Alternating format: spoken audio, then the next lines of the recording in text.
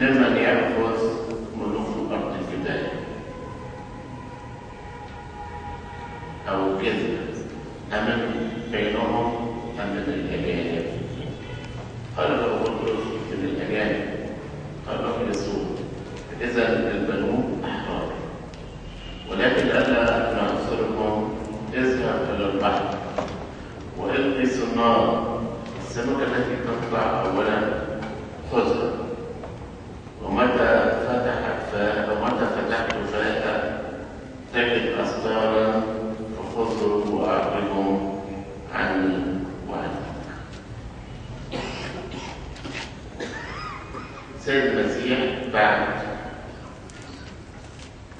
تجلي وهو نازل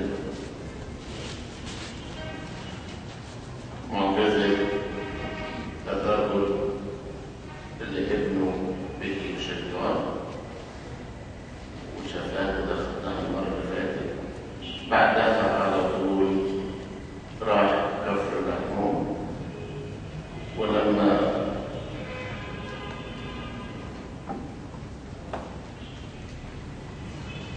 دخل كفر نحوم كان اللي بياخد الضريبة أو الجزية مع الدين قالوا له المعلم بتاعك هيدفع الضريبة ولا لا؟ قال لهم طبعا. طب يلا هات. فأول ما دخل السيد المسيح قبل ما بطرس يتكلم السيد المسيح راح سأل اللي هو يا بطرس الضريبة بتتاخد على مين؟ الملوك بياخدوها من مين؟ من البلد ولا من الأجانب؟ قالوا من الأجانب. طب احنا أبناء البلد مش المفروض ندفع، لكن علشان محدش يتعب مننا ويوصل روح البحر وارمي الشبكة وهتلاقي سمكة تيجي في الشبكة. أول ما تمسكها تفتح بقها هتلاقي فيها أستار. خدوا وادفع الضريبة عني. الضريبة دي كانت لكل يهودي يدفع في السنة 2 درهم لصيانة الهيكل. فكانوا بلد اليهود الحقيقة لا بيعملوا صيانة للهيكل ولا بيعملوا جات الضريبة ياخدوها.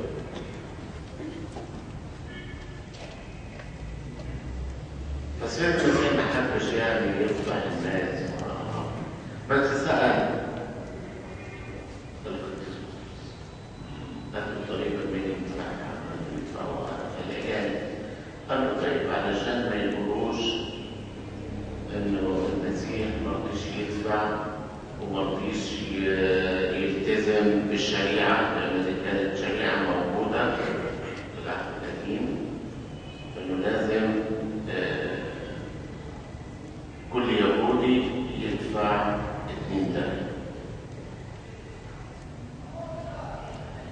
2 درهم ده كان درهم عبارة عن أجرة رجل في اليوم. قلنا أجرة الرجل دلوقتي ما أعرفش كام، 30 ولا 40 جنيه في اليوم. 100 كام؟ 60 جنيه 50 جنيه.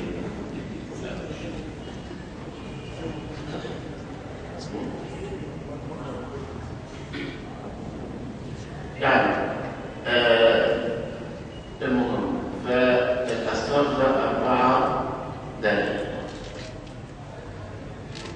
والراجل كان بياخد عليه 2 درهم، يعني يومين أجرته في السنة يدفعهم لصيانة الهيكل. فأنت تروح تصطاد السمكة هتلاقي أسرار، يعني هتلاقي 4 درهم، 2 ليا و2 ليك.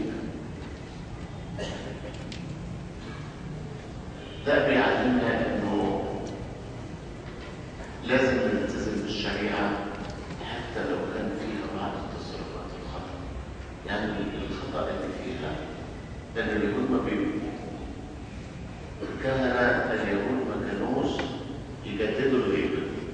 تخيل بقى لما يلموا من كل واحد 2 دفن في السنه يلموا الافات وما يجددوش، يسيبوا اللي عاوز يتبرع يتبرع ويجدد وهم ياخدوا الفلوس. السيد المسيح قال له علشان لا نعسر احد ولا نقول ده فلوس بتتاخد في جيوبهم ولا نقول احنا مش هندفع ومش هنلتزم بالشريعه، احنا ندفع. مع انه احنا مش المفروض ندفع، لان هو طبعا ملك الملوك ورب الارباب وهو رب الهيكل وهو صاحب الهيكل، كل ده تخليك ما ينفعش تعمل مع هذا المثل.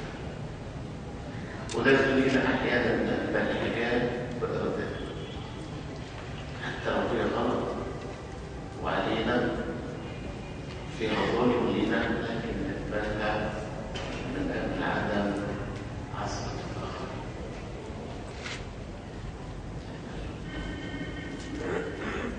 واللي يقبل حاجه زي كده ويجي على نفسه شويه، ربنا طبعا هيقول له انت عملت ازاي؟ انا جيت على نفسي ودفعت الضريبه وجيت على نفسي وقبلت الاختتان وانا طفل صغير وجيت على نفسي وعملت علشان ما حدش يقول ده كسر الشريعه.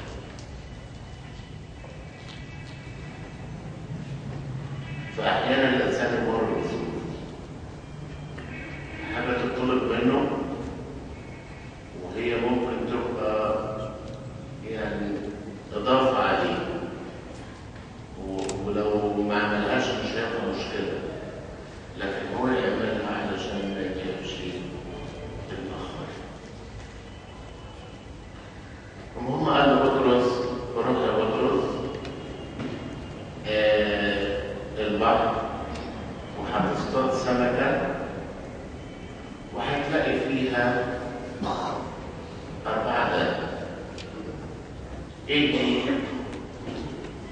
عنه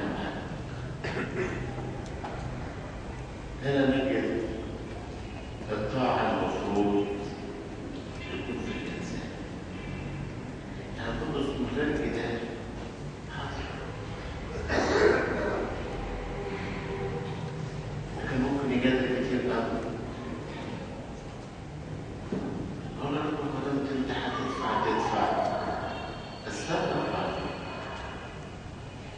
دمت هتحط ال4 دهب في بق السمكة بدل ما تتحط في بق السمكة هاتوا وانا قدامنا خليني انا اروح ودور والسارة ضرب الشبكة ما تحطوه من على الترابيزة وخلاص.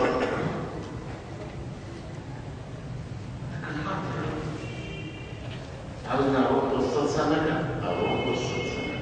وده هنا بقى فيها حاجتين، الجهاد والنعمة. الجهاد على الانسان لازم يجاهد، يروح ويصطاد يمسك الشبكة ويرميها سواء شتاء برد. في مطرة زي دلوقتي هروح البحر والصاد، ده العلامة. اما النعمة السمكة اللي هتصطادها هلاقي فيها 4 دقايق، ده نعمة. وده اللي بيعمله ربنا معانا. لقى عندك جهاد وهتجاهد وعاوز تصطاد وهتروح ومسكت الشبكة، أول ما ترميها تطلع لك السمكة فيها 4 دقايق، ده نعمة. لكن تكسل وتقول ما هو ربنا هيدينا النعمة خلاص هيدينا النعمة. لا، لازم تجاهد. واديت لكم مثل قبل كده في إقامة العصر، قلت لكم قد إيه ربنا حب أن الإنسان يقوم بدوره واللي عليه. وقال للتلاميذ ارفعوا الحجر، أخذوا 3 ساعات وهم يزحزحوا في الحجر. يزحزحوا الحجر، قبر مفتوح، وربنا بكلمة واحدة ما خدتش زمن أكتر من نصف الجنة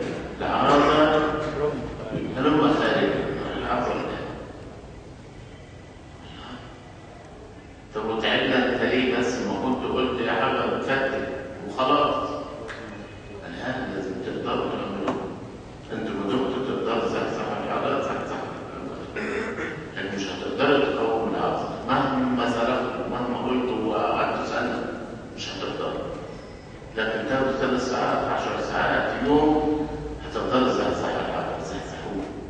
بعد ما تزحزح الحجر تجهز ادي كلها. العذراء مش هيقدر يقوم الا لما ناخد القوم.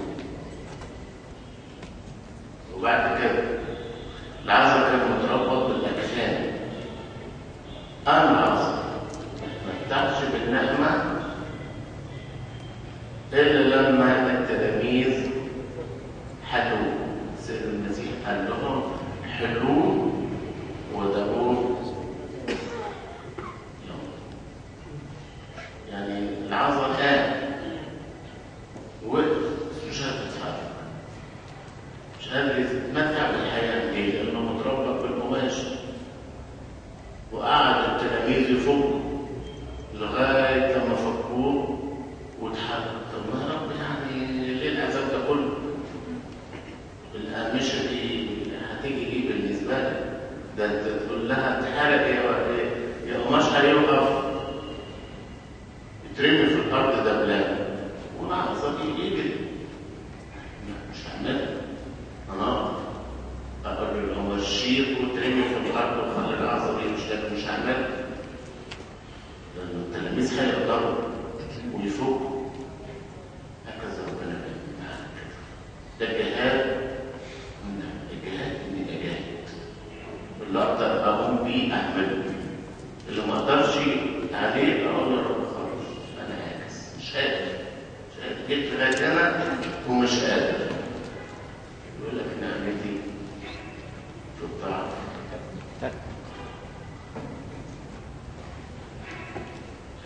بطرس ما تعرفش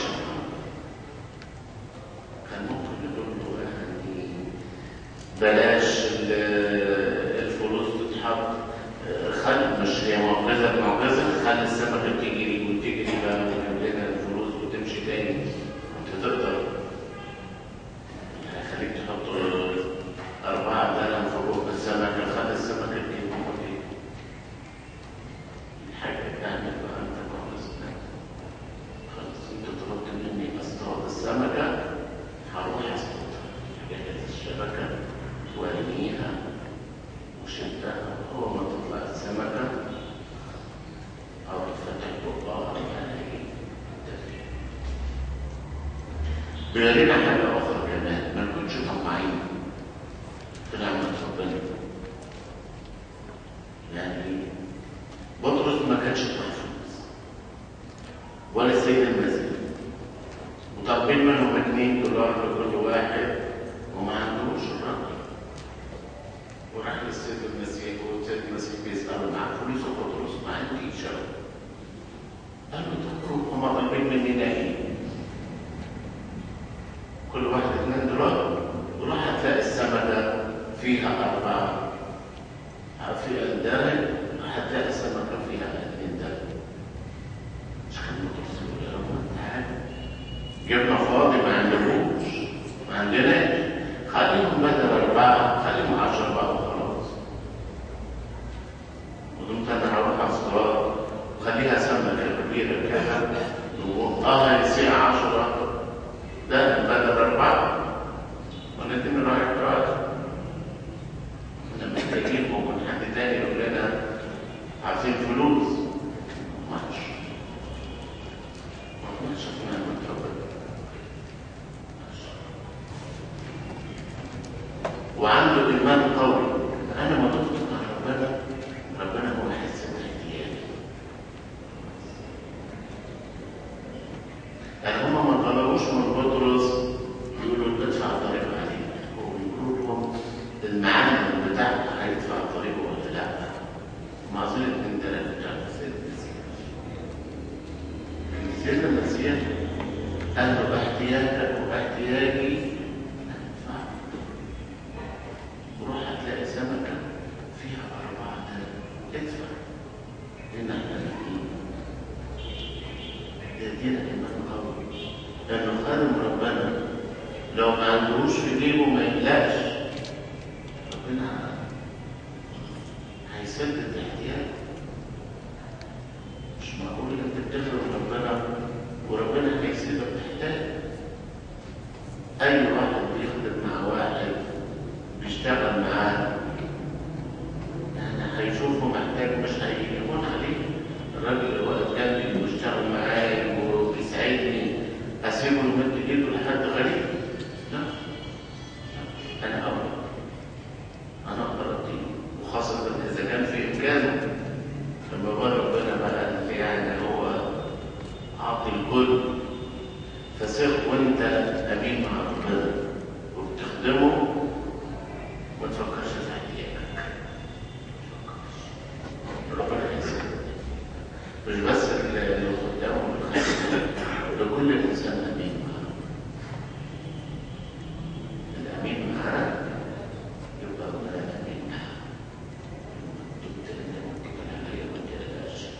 كل احتياجاتك هتسددها. خد الأربعة، 2 سدهم عني و2 أكتر واحدة طبعا بتورينا قد إيه الخادم ما يفكرش في الناحية المادية، هي السعادة. باخدها كمثال للخادم اللي بيتكل على ربنا. يعني تخيلوا هي راحت تملى السلعة مية، شوية مية، لكن لما تقابلت مع المسيح وخلاص حطت يدها على الراس انها تخدم، لما تتكلم تاني سابتها. قعدت تقول لها طب نسيتي من دي نازله تبشري وتقولي للناس هلم وانظروا انسانا قال لي كل ما فعلت، وانت مروحه ورايحه تبشري الناس، خد الزرعه بتاعتك حطيها قدام البيت. فيه ايه؟ مين اللي هيخلطها؟ هيجيب شويه ميه وترجع بيهم. لكن سابتها، قالت لا مش مهم، مش مهم، انا مش هخلي حاجه تعطلني، انا رايح اقول للناس هسيب الميه اللي هرميها مش عاوزاها. ده انت محتاجه ميه، البيت محتاج ميه، في بيت يستغنى عن الميه؟ لا انا هستغنى عنها. وده المفروض يكون كل اولاد ربنا. ما تخليش حاجه تعطلك عن طريقك في ربنا، عن طريق اللي انت ماشي فيه للوصول لربنا، او عن خدمتك.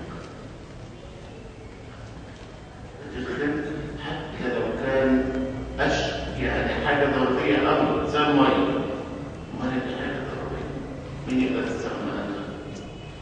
لكن يستغنى عنها. والشركه تعمل بيها، انا اروح ابشر الناس، انا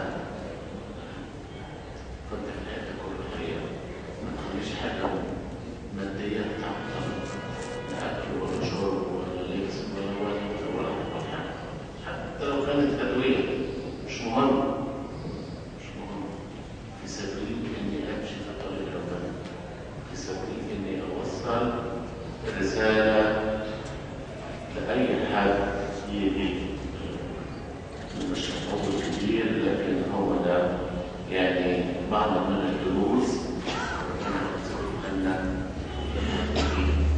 المعرض.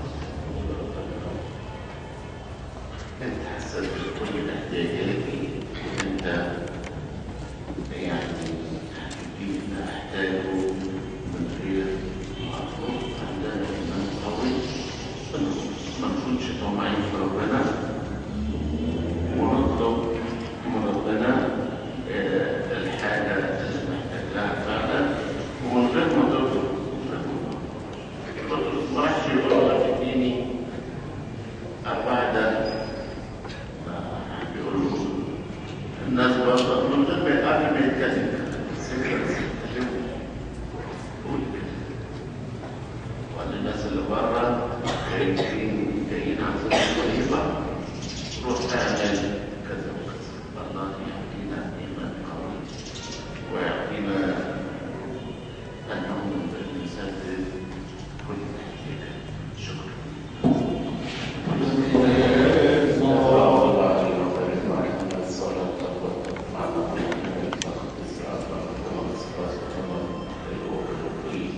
مشهد عفوا الله بعد ذلك شهادات